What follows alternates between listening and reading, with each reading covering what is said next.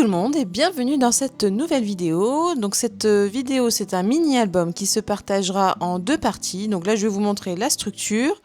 Là, je vous ai mis vite fait les dimensions. Donc pour vous les redire à l'oral, je suis partie sur une couverture de 20,5 sur 18,5 et les pages, j'ai enlevé donc 1 cm en bas, ça fait 19,5 sur 18. La tranche, je l'ai fait sur 4 cm, 5 cm de large, pardon. Et ensuite, j'ai fait la reliure sur 15 cm. J'avais écrit 14,5, mais je l'ai fait sur 15. Alors, pour la base de la couverture, je me suis servi de vieux calendriers, j'allais dire, mais non, en fait, c'est des calendriers de 2025. C'était les calendriers d'une collègue qui m'avait ramené ça. Je me suis dit, bah vas-y, donne, c'est parfait pour moi. Donc j'en ai une paire, là. Et j'avoue que pour la structure, c'est bien. C'est pas trop épais, pas trop fin. Celui d'en dessous, il est peut-être un peu plus fin. C'est pour ça que finalement, je m'en suis pas servi. Donc là, il m'a fallu deux calendriers, en fait, hein, pour faire la première de couverture, la quatrième de couverture et la tranche. Donc je suis partie sur une structure en 3 parties. Donc j'ai fait la première partie. Alors le papier blanc que vous voyez là, et c'est le même qu'en fait vous avez vu dans mes albums, dans mon album d'Italie. En fait c'est du papier de fond photo en fait. Puisque comme mon mari fait des photos, il est photographe, il a un studio qui transporte. Et en fait, au bout d'un moment, les rouleaux de papier studio se salissent. Hein, bah oui, les gens marchent dessus, etc.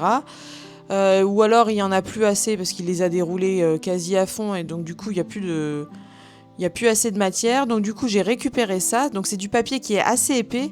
C'est pour ça que sur le calendrier, le petit calendrier fin, ça va bien. Parce que du coup, ça rajoute un petit peu de la structure. Ça rajoute de l'épaisseur. Donc du coup il est un peu plus difficile à travailler après parce qu'il est c'est quand même du papier épais, hein. Donc là il faut que je repasse plusieurs fois à chaque fois parce que quand au niveau des pliures c'est assez épais, mais globalement je suis contente parce que c'est quelque chose d'assez solide. Sauf que là je suis en train de me rendre compte que j'en ai plus beaucoup. Donc je sais pas après quel type de papier je vais utiliser. Je me suis pas encore posé la question. Donc là, je fais mes couvertures, j'ai envie de dire, le plus simplement possible. Hein. On recouvre de papier, on n'oublie pas de rentrer les coins. Alors c'est vrai que là, du coup, avec le petit outil Craftelier, je trouve qu'on est un petit peu loin de l'angle. Alors il faut rentrer un petit peu plus les angles, mais bon, c'est pas grave. Il faut bien le faire propre parce qu'après, effectivement, c'est ce qui se voit après sur le devant et sur l'arrière. Donc il faut bien s'appliquer à faire ça propre, quitte à prendre un petit peu plus de temps.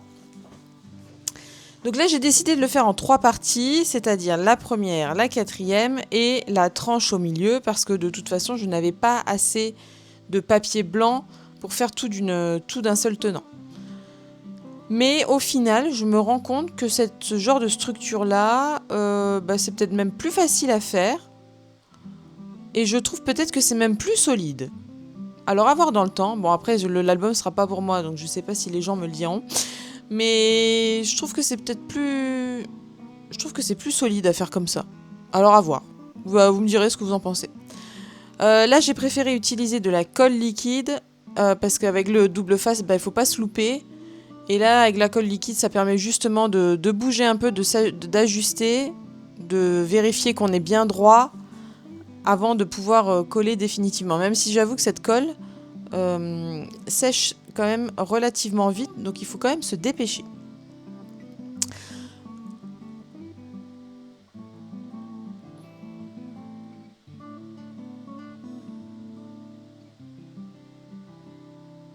Voilà, donc on marque bien les plis, c'est important de bien marquer tout de suite les plis. Et on va les remarquer encore après. Donc là, je couvre de papier blanc, donc le même papier toujours.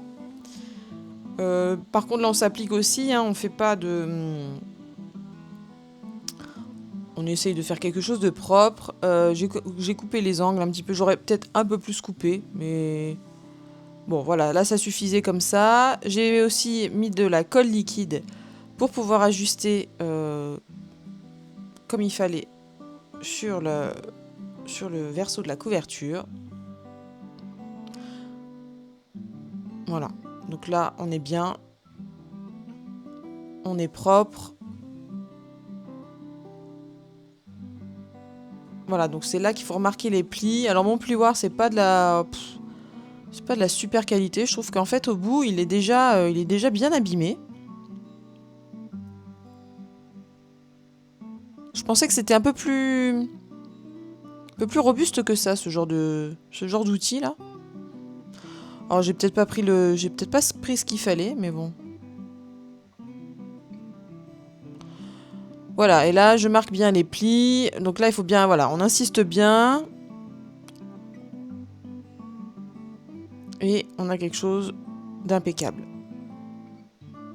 Ensuite, tout de suite, avant de passer à quoi que ce soit, on n'oublie pas de faire la façon de fermer l'album. Donc moi j'ai choisi pour cette fois-ci du ruban. Voilà, c'est un album... oui, c'est vrai que j'ai oublié de vous dire, c'est un album... bon, je pense que vous l'avez vu d'après la vignette, mais c'est un album bébé. Alors, j'ai déjà fait un album avec cette collection à petits pas. C'était la collection à petits pas version fille. Donc sur ma chaîne, vous retrouverez juste la présentation que j'avais fait. Donc c'était un album tout simple, hein, vraiment hyper accessible aux débutants. Mais du coup, je l'avais filmé que en présentation. Là, comme il fallait que je refasse un album pour un bébé garçon, bah, j'ai choisi la même collection parce que je la trouve très très jolie. Moi, j'aime beaucoup les couleurs, j'aime beaucoup l'univers de cette collection. Elle n'était pas forcément en solde, c'est pas quelque chose que j'ai acheté en solde. Après, il y avait le petit monde de Happy, de chez Happy Little Fox, que j'aimais bien aussi. Mais voilà, je suis repartie quand même là-dessus. Peut-être que je changerai, mais après, les albums bébés, je devrais pas en avoir tant que ça à faire. Je pense que ça fera partie des seuls que j'aurai sur ma chaîne. Là, je m'occupe de la relure. Alors, j'ai fait de la relure en U. Donc, hyper facile. On prend un rectangle qu'on découpe en 3. Enfin, pas qu'on découpe en 3, pardon. Qu'on partage en 3 parties de 1 cm environ. Qu'on plie. Et qu'on va coller ensemble. Donc là, j'ai fait... Combien j'ai fait de U? 4 ou 5? Je ne sais plus. On va voir ça. Oui, donc cette collection à petits pas, donc c'est de chez Florilège Design. Et c'est vrai que comme j'avais fait que la présentation, je me suis dit que là j'allais faire le tuto plus en fait plus la déco complète. Alors je n'aurai pas les photos hein, bien sûr, donc la déco c'est un peu limité. Mais ce sera dans la partie 2. Donc là j'ai fait 4 U qu'on vient assembler ensemble. Assembler, bah oui, ensemble, forcément. Ça, c'est les petits défauts de langage, ça. Donc pareil, avec Là, pour le coup, j'utilise le double face. Hein. La surface est petite, il n'y a pas trop moyen de se louper quand même. Puis c'est une partie qui est un peu... finalement, qui est un peu invisible. Donc même si on n'est pas parfait niveau de la hauteur, c'est pas très très grave.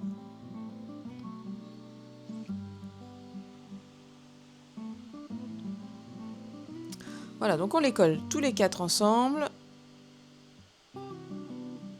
Et ensuite, on vient mettre du double face en dessous pour pouvoir le coller sur la relure.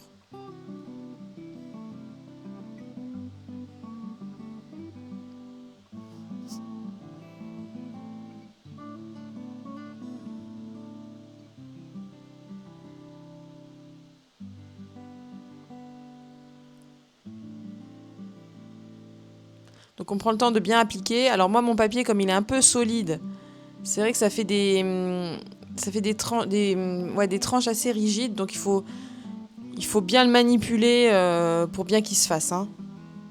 Mais au moins voilà, ça bouge pas. Donc là ensuite je commence l'intérieur du mini-album. Donc on est plutôt dans des couleurs vert, jaune moutarde. Bleu. C'est quoi comme bleu? C'est un bleu. Peut-être un bleu gris. Ouais, un bleu gris. Ouais. Ouais, je dirais ça. Bah, comme la couleur du petit nuage là que vous voyez en bas à droite. C'est très doux. Moi, j'aime beaucoup cette collection. C'est vrai que... Donc là, ce que j'ai acheté, c'est la collection de papier plus les unis qui vont avec. Et c'est tout. Parce que c'est vrai que j'en vois parfois qui font de très très gros albums, mais je me dis, en fait, combien de collections elles achètent en fait. Parce que là, là, moi, j'ai quasi plus rien après. Hein. Avec cet album-là, j'ai quasi plus rien. Alors oui, c'est vrai qu'il est... Oh, il est gros. Non, il est pas plus gros. Oui, il est un peu... Non, il est pas gros. C'est pas un gros album. Mais avec une collection, c'était un peu ric-rac hein, quand même. Hein. D'ailleurs, le mini-album fille que j'avais fait, je crois pas qu'il me reste grand-chose. Hein, donc... C'est vrai que parfois, il faudrait peut-être en acheter 2 d'entrée de jeu pour être un peu à l'aise, pouvoir faire vraiment des gros trucs. Bon, après, il faut jouer avec le papier blanc, hein, comme c'est des papiers qui sont assez colorés ou assez... Bon, pas chargés, mais assez colorés, avec les motifs et tout ça. C'est vrai qu'il vaut mieux jouer avec du blanc. Je trouve que ça apporte un peu de légèreté. Là, j'avais pas de calque. C'est vrai que j'ai pas pris de calque pour celui-ci. J'ai zappé. Mais bon, c'est pas grave. C'est pas grave. Ça aurait pu apporter un petit truc supplémentaire, c'est vrai. Mais bon, bah, quand on n'a pas, on fait pas, puis c'est tout. Donc là, j'ai fait une petite carte. Coucou, me voilà. Et ensuite, bah, on attaque finalement les pages, hein, la structure des pages. On a fait la couverture. Alors la couverture finale, la décoration de la première de couverture, bien sûr, je la fais à la fin. Parce que là, ça se salit trop après. C'est vraiment la dernière étape, quoi, hein, la couverture. Hein. Enfin, moi, je fonctionne comme ça, en tout cas. Parce que là, sur du papier blanc, avec les débris de gomme, les débris de crayons de papier, tout ça, je pense qu'il vaut mieux le faire à la fin pour que ce soit un peu clean. Donc là, j'ai décidé de créer une petite pochette pour la première page. Là, je prends le milieu et je viens couper avec ma perforatrice, mais pas entièrement, pour faire une petite encoche. Voilà. Donc on fait une petite pochette dans laquelle on mettra une petite carte pour mettre une photo à l'arrière de cette carte.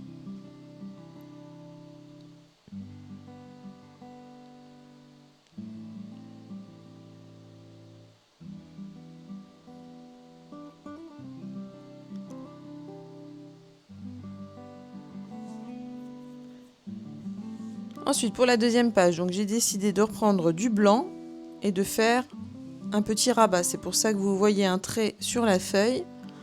En fait, on va plier à cet endroit pour pouvoir faire un rabat. C'est ça qui est intéressant dans les mini-albums, c'est qu'il y a un peu d'interaction.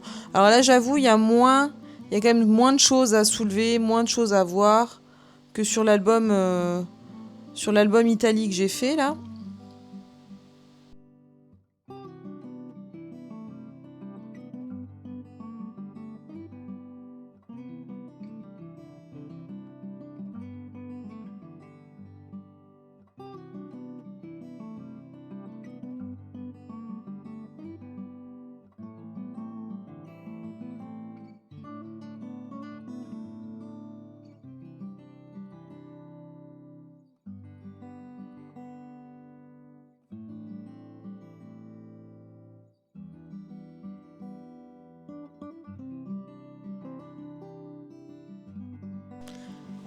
Donc là, je mets de la colle derrière.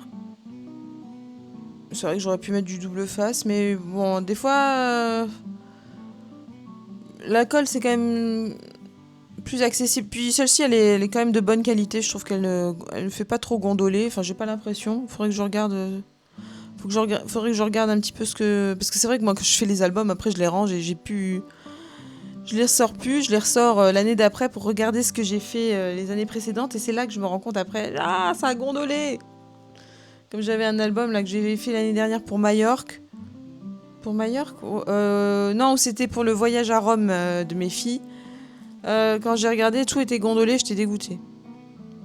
Et j'avais mis de l'acétate en relure. Oh, ça c'est tout est parti. Je suis dégoûtée. Il faut que je refasse toute la relure, mais alors, le problème c'est que j'ai plus les papiers, donc il va falloir que je fasse du blanc. Parce que c'est dommage de pas le réparer, mais là, tout l'acétate. Pourtant j'avais collé avec du double face le rouge là de chez Cultura. Et toute la relure s'est barrée. Et comme j'avais fait, bah, elles avaient fait un album chacune. J'avais fait la même technique, j'avais fait aussi la relure transparente comme ça.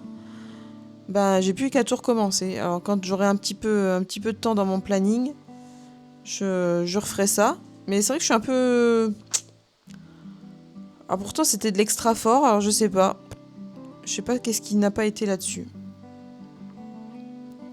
Ou alors est-ce qu'il était pas assez... Je sais pas. Pas assez épais, pas assez...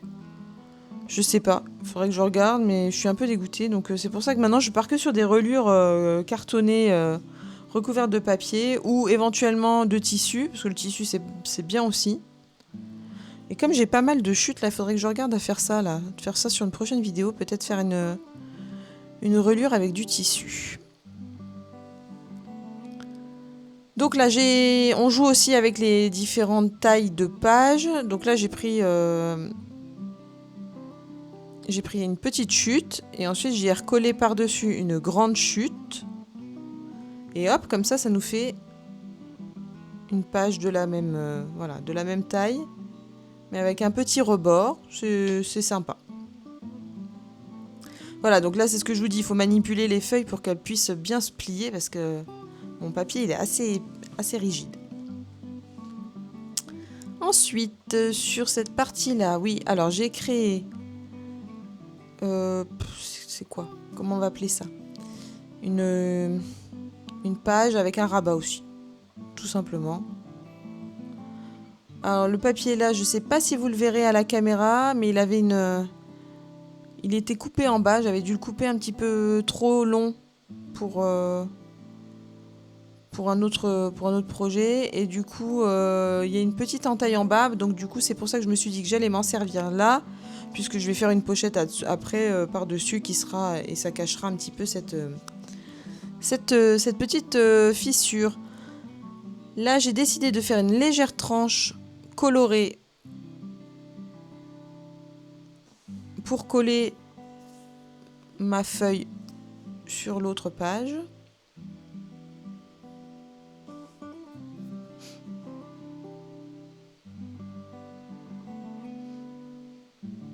Voilà, donc je fais mon petit rebord.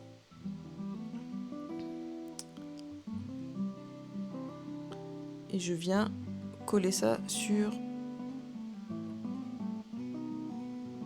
Alors je colle juste le rebord, hein, parce que là ce sera une ouverture.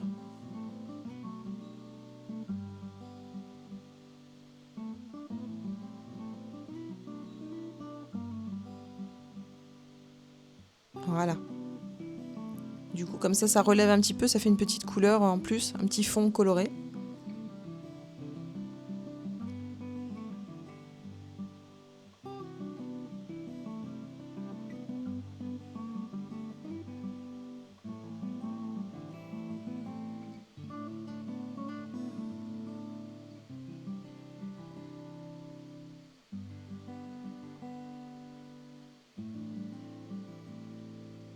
Donc cet album en totalité, juste pour votre information, ça m'a quand même pris...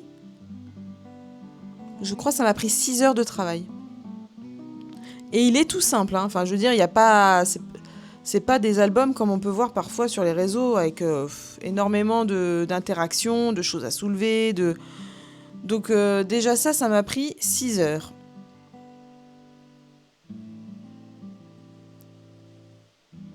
C'était juste, voilà, je voulais juste chronométrer. Enfin, c'était pas un truc de vitesse, hein, mais je voulais savoir combien de temps je mettais à faire un petit album comme ça. Purée, quand j'ai vu le temps, je dis ah ouais, quand même.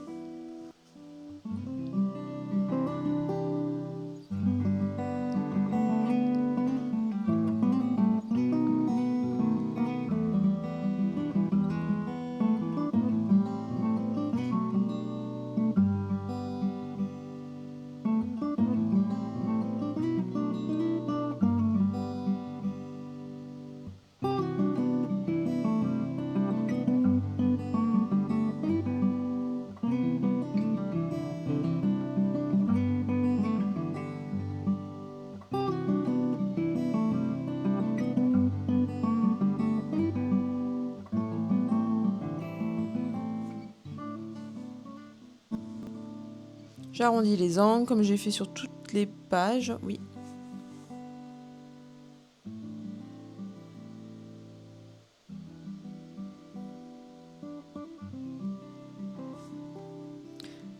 Et c'est donc là que je viens recoller une petite pochette pour cacher la fissure.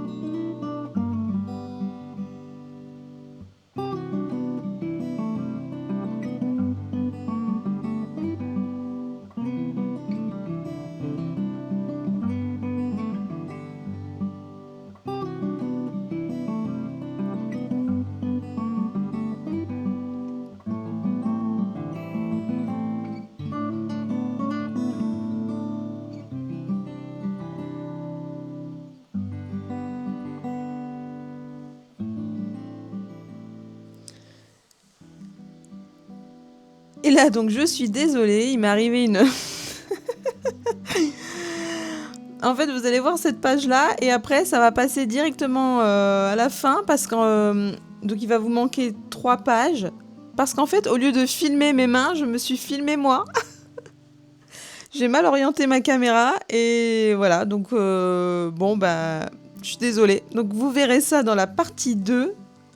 Vous verrez les pages dans la partie 2 de mon album. Alors, c'est pas pour faire du suspense, hein, promis. C'est vraiment que je me suis filmé moi et que je pouvais vraiment pas laisser ça. Donc, on se retrouve dans la partie 2. Donc, on fera plus. Donc, on verra la décoration et bien sûr ces fameuses dernières pages. Là, je suis juste en train de créer des pochettes pour mettre dans le verso de la couverture. Donc, le même principe que celle que j'ai mise au début. Donc on fait des petites cartes. Comme ça, je mets des petites cartes dans la pochette. Voilà. Et on se retrouve du coup à la prochaine vidéo pour voir la suite de cet album.